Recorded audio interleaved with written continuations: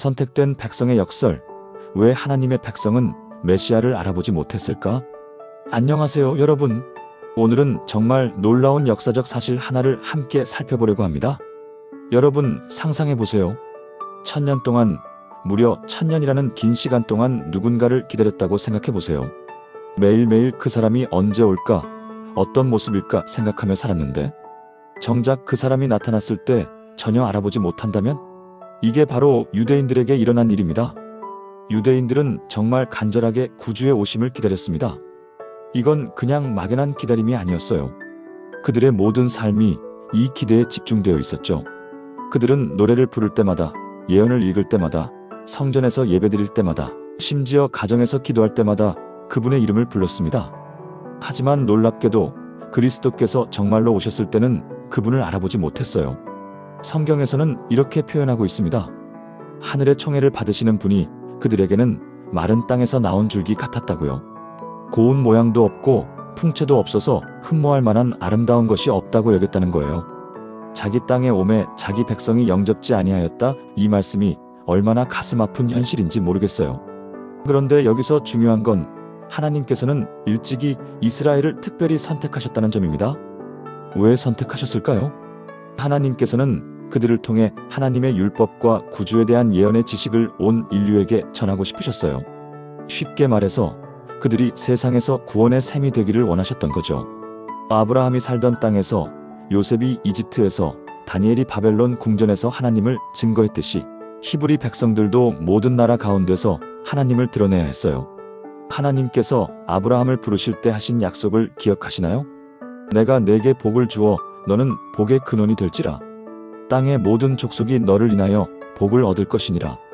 이 놀라운 약속은 선지자들을 통해서도 계속 반복되었어요. 심지어 이스라엘이 전쟁과 사로잡힘으로 황폐해진 이후에도 이런 약속이 주어졌습니다. 야곱의 남은 자는 많은 백성 중에 있으리니 그들은 여호와께로서 내리는 이슬 같고 풀 위에 내리는 단비 같아서 사람을 기다리지 아니하며 인생을 기다리지 아니할 것이라. 예루살렘 성전에 대해서도 내 집은 만민의 기도하는 집이라 일컬음이 될 것이라고 하셨어요. 그런데 뭐가 잘못되었을까? 문제는 여기서 시작됩니다. 이스라엘 백성들이 현세적인 위대함에만 마음을 두기 시작한 거예요. 가나안 땅에 들어가면서부터 하나님의 계명을 떠나 이방 민족들의 풍습을 따라하기 시작했어요. 하나님께서 선지자들을 통해 계속 경고하셨지만 소용없었죠. 이방 민족들의 압제를 통해 징계하셨지만 그것도 효과가 없었어요. 정말 안타까운 건 개혁이 있을 때마다 더 큰 배도가 뒤따랐다는 거예요. 만약 이스라엘이 하나님께 성실했다면 어땠을까요? 하나님께서는 그들의 존귀와 높임을 통해 당신의 목적을 성취하실 수 있으셨을 거예요.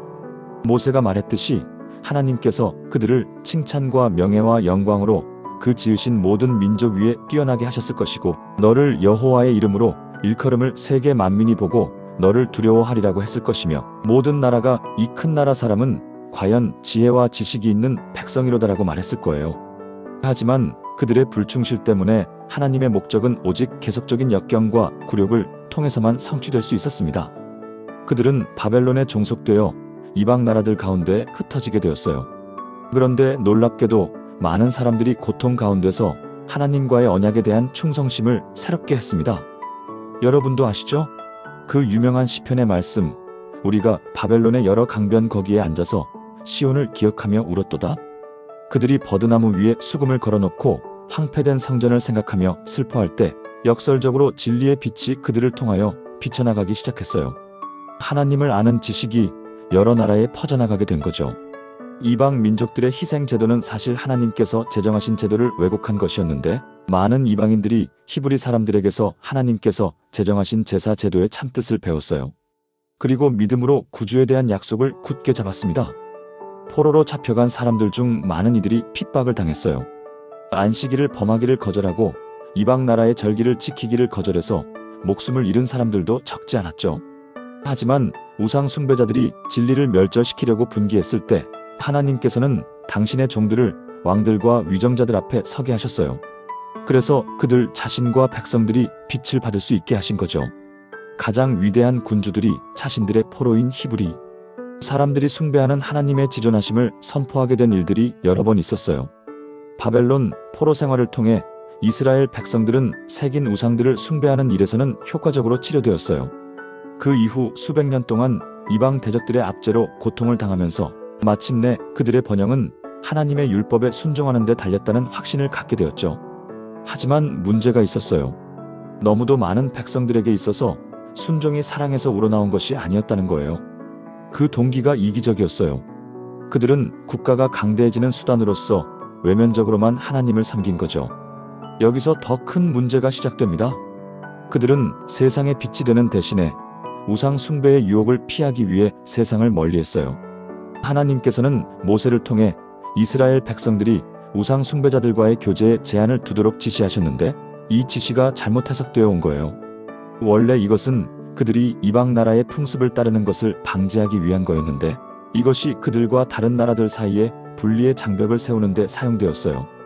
유대인들은 예루살렘을 그들만의 천국으로 생각했고 하나님께서 이방 나라들에게도 인자하심을 베푸실지도 모른다는 생각에 시기했어요. 바벨론에서 돌아온 후에는 종교적인 교훈에 대해 많은 관심을 기울였어요. 전국 각처에 회당들을 세우고 거기서 제사장과 서기관들이 율법을 해석했죠. 학교들도 세워서 예술과 과학과 함께 의의 원칙을 가르치노라고 했어요. 하지만 이런 기관들이 부패하게 되었어요. 포로 생활 중에 받아들인 이교의 사상과 풍습들이 그들의 종교 예식 가운데 도입된 거죠. 많은 점에서 우상 숭배자들의 풍습을 따랐어요. 유대인들은 하나님에게서 떠나면서 제사 제도에 대한 교훈을 많이 잊어버리게 되었어요. 이 제사 제도는 그리스도께서 친히 제정하신 것이었고 각 부분마다 그분을 가리키는 표상들이 있었어요. 생명력과 영적 아름다움이 가득 차 있었죠. 하지만 유대인들은 그들의 의식에서 영적 생명을 상실했어요. 죽은 형식에만 집착하게 된 거죠. 제물이 가리키는 그리스도를 의지하는 대신에 희생 제물과 의식 그 자체를 신뢰했어요. 제사장들과 랍비들은 그들이 잃어버린 것을 보충하기 위해 자신들이 만든 여러 규정들을 많이 만들어냈어요. 이 규정들이 더욱 엄격해질수록 하나님에 대한 사랑은 더욱 적게 나타났죠. 그들은 자신들의 성결함을 의식에 많고 적음으로 측정했지만 마음은 자만과 위선으로 가득 찼어요. 이런 까다롭고 짐이 되는 규례들과 함께 율법을 지키는 것은 불가능했어요. 하나님을 섬기고자 하는 사람들로서 랍비의 규례들을 지키려고 힘써본 사람들은 무거운 부담에 눌려 했었죠. 번민하는 양심의 가책으로부터 벗어날 수가 없었어요. 이것이 바로 사탄의 계략이었어요. 사탄은 백성들을 낙담시키고 하나님의 품성에 대한 그들의 관념을 저하시켜서 이스라엘 백성들의 믿음이 멸시받게 하려고 했어요. 사탄은 자신이 하늘에서 반역했을 때 제시했던 주장, 즉 하나님의 요구사항들이 부당하며 지킬 수 없다는 주장을 입증하고 싶었던 거죠. 봐라, 이스라엘까지도 율법을 지키지 못하지 않느냐? 라고 선언하고 싶었던 거예요. 메시아의 강림을 그토록 갈망했지만 유대인들은 메시아의 사명에 대해 참된 개념을 전혀 갖지 못했어요. 그들이 원했던 건 무엇이었을까요? 죄로부터의 구속이 아니라 로마로부터의 해방이었어요. 그들은 압제자의 권세를 깨뜨리고 이스라엘 나라를 세상 만국을 지배하는 나라로 높이는 정복자로 메시아가 오시기를 기대했어요. 이것이 바로 그들이 구주를 거절할 길을 마련한 거였죠. 그리스도께서 탄생하신 당시의 유대 나라 상황을 보면 정말 절망적이었어요. 그들을 지배하는 외국 통치자들 밑에서 시달리는 한편 내분으로도 고통받고 있었죠. 형식상으로는 독립된 정부 형태를 유지하도록 허용받고 있었지만 로마의 속박 아래 있다는 사실은 숨길 수 없었고 그들의 권력 제한에 대해 단념하고 만족할 수도 없었어요. 로마인들은 대제사장을 임명하고 해임시킬 권리를 주장했고 이 직분은 흔히 부정과 뇌물, 심지어 살인 등의 수단으로 획득되었어요.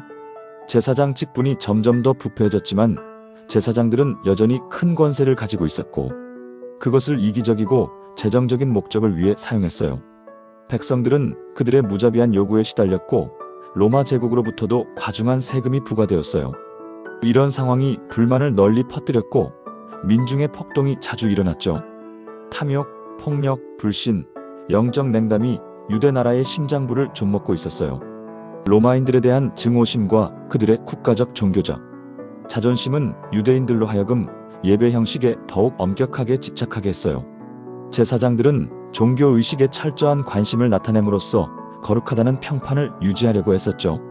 흑암과 압박 속에 있는 백성들과 권세를 잡으려고 갈급하는 관원들은 그들의 원수를 정복하고 이스라엘 나라를 회복시킬 분이 오시기를 간절히 바랐어요. 그들은 예언들을 연구했어요. 하지만 영적 통찰력이 없었죠. 여기가 핵심입니다. 그래서 그들은 그리스도께서 초림하시어 굴욕을 당하실 것을 가리키는 성경 구절들은 간과했고 그리스도의 재림의 영광을 언급하는 성경 구절들은 잘못 적용했어요. 교만이 그들의 통찰력을 흐리게 했습니다. 그들은 예언을 자신들의 이기적 욕망에 맞춰 해석했어요.